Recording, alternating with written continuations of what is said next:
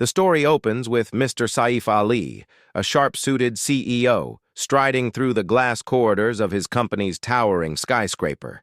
His employees freeze when he passes, whispering about his cold heart.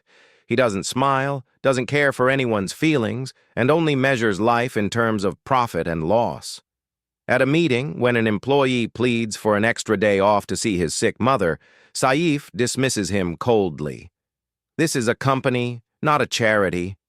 If you want sympathy, you're in the wrong place. The audience sees a man respected, feared, but utterly emotionless. One rainy evening, Saif's expensive black car stops at a red light near a small street orphanage. Through the raindrops on his window, he notices a group of children huddled together, playing with nothing more than paper boats in a puddle.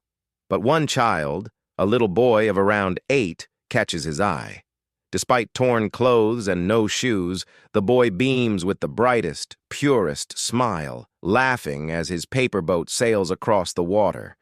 For a moment, Saif feels something stir inside him. He quickly shakes his head, telling himself, "Useless sentiment," and drives off. But that smile lingers in his mind. The next week, Saif is invited by a business partner to visit the same orphanage, which is struggling for funds. Reluctantly, he agrees, only to fulfill a public relations obligation. As he enters the orphanage hall, the children freeze, intimidated by his stern aura. All except the same little boy who runs up with that same radiant smile. He stretches out a handmade paper flower and says, "This is for you, Uncle." "You look like you need it," Saif, shocked, hesitates, then takes it. For the first time in years, he feels his heart soften. Days later, Saif can't focus at work. The boy's face keeps flashing before him. He visits the orphanage again, this time without media or partners.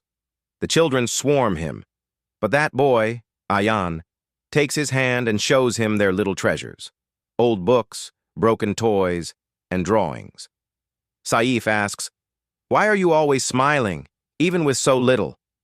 Ayan replies with innocent wisdom, "Because when I smile, the world feels lighter. If I cry, it only gets darker." Saif is shaken. His cold shell begins to crack. Saif starts visiting often, quietly donating food, books, and clothes. But more than money, he begins spending time, reading stories, fixing toys, even laughing. For the first time, his employees notice he's changing, less harsh, more understanding. One day, an employee nervously asks for leave to care for his child, and instead of refusing, Saif says softly, "Family comes first. Take care of them." The staff exchange stunned glances. This is not the same man they knew. One evening, Saif takes Ayan out for ice cream. As they sit together, Ayan suddenly asks, "Uncle, why don't you smile? You look nice when you do." For the first time in years, Saif laughs, an unguarded, genuine laugh.